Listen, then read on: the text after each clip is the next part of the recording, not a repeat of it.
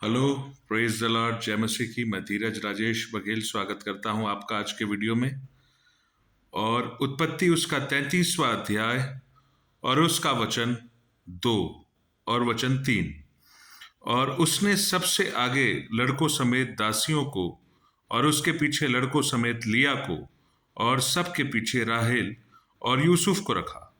और आप उन सब के आगे बढ़ा और 7 बार भूमि पर गिर के दंडवत की और अपने भाई के पास पहुंचा।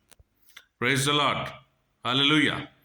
अभी एक बात मैं आपसे कहना चाह रहा हूं कि याकूब और एसाव की मुलाकात हो रही है।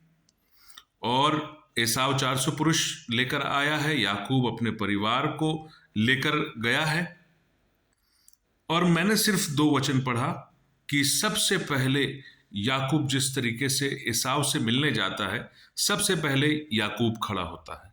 उसके बाद जो दासियां, जो पत्नी के रूप में याकूब की थी, वो दासियां और उसके बच्चे, उसके बाद लिया और उसके बच्चे, उसके बाद राहेल और यूसुफ सबसे अंत में। और आप याकूब सबसे आगे होता है इन सब के आगे, और वो 7 बार भूमि पर दंडवत करता है। और उसके बाद वो अपने भाई एसाव के पास पहुंचता है। Praise the Lord, hallelujah. इस बात से मैं आपको एक छोटी सी बात, जो बात प्रभु ने मुझे प्रकाशन के रूप में दिया, मैं आपके सामने बताना चाहता हूं कि सबसे पहले तो ये बात है कि याकूब और एसाव के बीच लड़ाई हो सकती थी, युद्ध हो सकता था, क्योंकि जिस प्रकार का विवाद होके याकूब निकला था, आशीर्वाद का विवाद कि आशीर्वाद किसे मिलना चाहिए, और अंततः वो आशीर्वाद याकूब को मिला और एसाव को नहीं मिल पाया। इस कारण से एसाव याकूब को मार भी सकता था, जान से मार सकता था या युद्ध कर सकता था। और अब जबकि वो जिस क्रम में एसाव के सामने जा रहा है अपने परिवार के साथ, ये क्रम बहुत इंपॉर्टेंट है, बहुत महत्वपूर्ण है। और इस बात पे परमेश्वर ने मुझे रोक दिया कि सबसे पहले याकूब था, उसके बाद दासियां, मतलब बिल्हा और जिल्फा और उसके बच्चे, और उसके बाद लिया और उसके बच्चे, और उसके बाद राहेल और यूसुफ। इसका इसका कोई तो अर्थ होगा, इसका कुछ आत्मिक अर्थ होगा, और आज बस हम सिर्फ उसी बात को देखेंगे। और धीरे धीरे करके हम रोज का मनन हम सीखते जाएंगे, जैसे परमेश्वर मुझे बताएंगे। तो यहां पर याकूब, जो कि परिवार का सिर है, मुखिया है। इफिसियों की पत्री आप देखिए, वहां अगर आप पढ़ेंगे इफिसियों उसका 5वां अध्याय, इफिसियों की पत्री में आपके सामने निकालता हूं, उसका 5वां अध्याय, और इसका अगर आप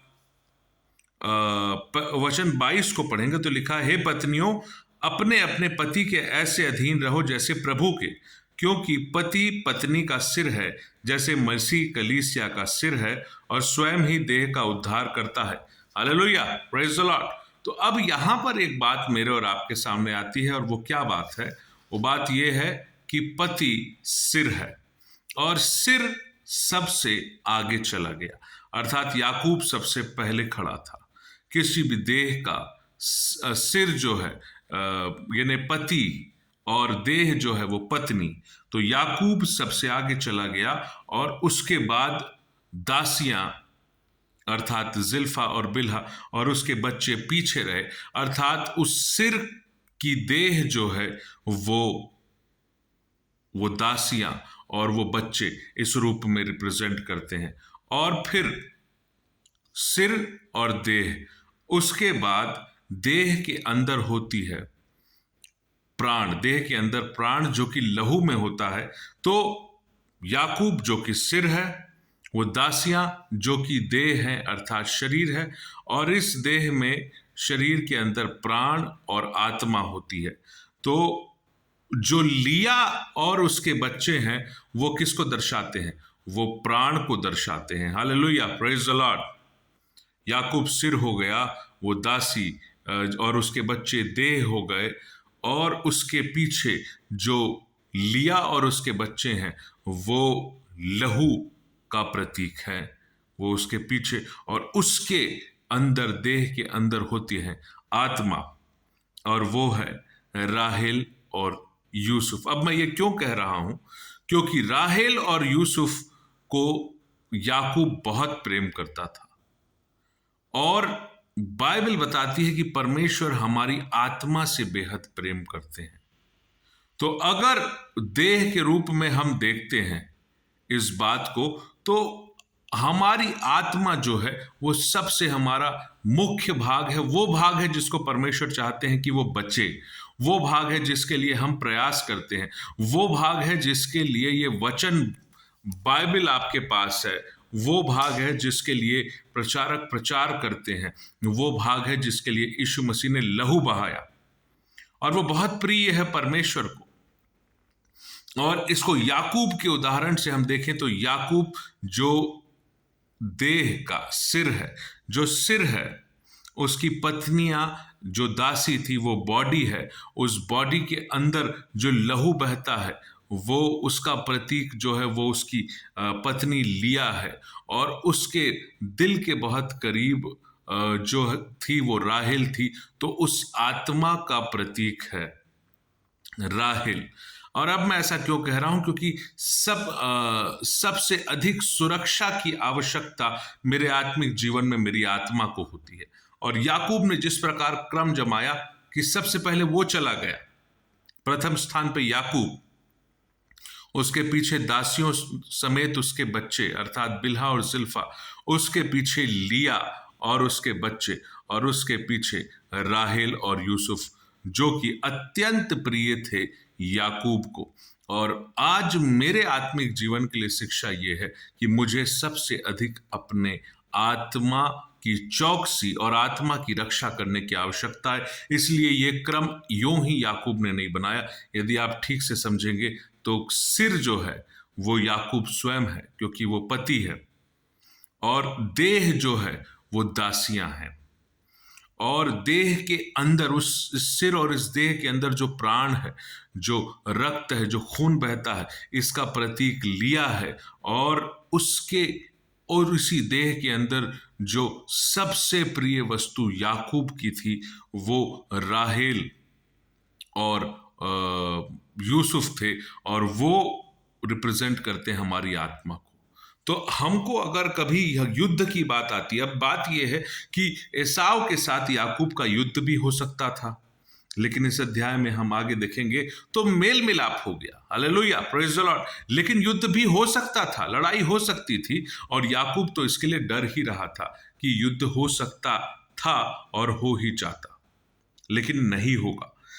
लेकिन इस क्रम से मुझको समझ में आता है कि सबसे अधिक मुझे अपने आत्मा की तैयारी करनी है, आत्मा की चौकसी करनी है। और लिखा है जो प्रभु की संगति में रहता है वो परमेश्वर के साथ एक आत्मा हो जाता है। और इसलिए हमको समझ में आता है इस बात से कि याकूब के लिए सबसे इंपॉर्टेंट राहेल और लिया थी, राहेल और लिया, और उनमें से भी सबसे इंपॉर्टेंट राहेल थी, हालेलुया। तो राहेल की सुरक्षा, राहेल को वो बहुत प्रेम करता था, ये बात हम जानते हैं। इस बात को हमने पहले से देखा था कि राहेल बहुत प्रिय थी याकूब को, और लिया क्योंकि बड़ी बहन थी इसलिए लाबान ने उसे पहले दे दिया था। तो इस ऑर्डर से, इस क्रम को ही मैं आपको बताना चाहता था कि सबसे इंपॉर्टेंट जो है वो हमारा सिर है। वो शैतान इस सिर पे पहले हमला करता है, हमारी बुद्धि पे हमला करता है और उसे हराना चाहता है, और उसके बाद वो असर हमारी देह पे दिखाता है। और अगर उससे भी हम बच गए तो वो हमारे लहू पे अटैक करता है, और अगर उससे भी हम बच जाते हैं तो फाइनली वो अटैक हमारी आत्मा के अंदर करता है। और ये जो क्रम है कि याकूब जो सबसे सामने था वो सिर को दर्शाता है, देह को दासियां दर्शाती है, इस सिर और इस देह के अंदर पाए जाने वाले लहू अर्थात प्राण को लिया दर्शाती है, और उसी देह, इस सिर और उस पूरी देह के अंदर पाए जाने वाले आत्मा को राहेल और यूसुफ दर्शाते हैं, जो अत्यंत प्रिय थे याकूब के। उसी प्रकार हमारी आत्मा हमारी देह के अंदर अत्यंत प्रिय है परमेश्वर के लिए। और सबसे ज्यादा सुरक्षा की यदि आवश्यकता है, सबसे ज्यादा चौकसी रखने की आवश्यकता है, तो वो मेरी आत्मा को है। कि क्या मेरी आत्मा परमेश्वर के साथ मेल मिलाप कर चुकी है, क्या मेरी आत्मा परमेश्वर की संगति में रहती है और मैं उसके लिए प्रयास करता हूँ क्या। इन बातों के लिए अगर हम प्रयासरत हैं और हमारी आत्मा प्रभु के प्रेम को महसूस कर पा रही है, तो आपका आत्मिक जीवन आगे बढ़ता जाएगा और इस क्रम से हमें एक अद्भुत शिक्षा मिलती है। और उम्मीद करता हूं कि आज के इस वीडियो से आपको आशीष मिली होगी। फिर से मिलेंगे नए वीडियो के साथ और उत्पत्ति 33 की स्टडी को हम कंटिन्यू करेंगे। जय मसीह की। Praise the Lord.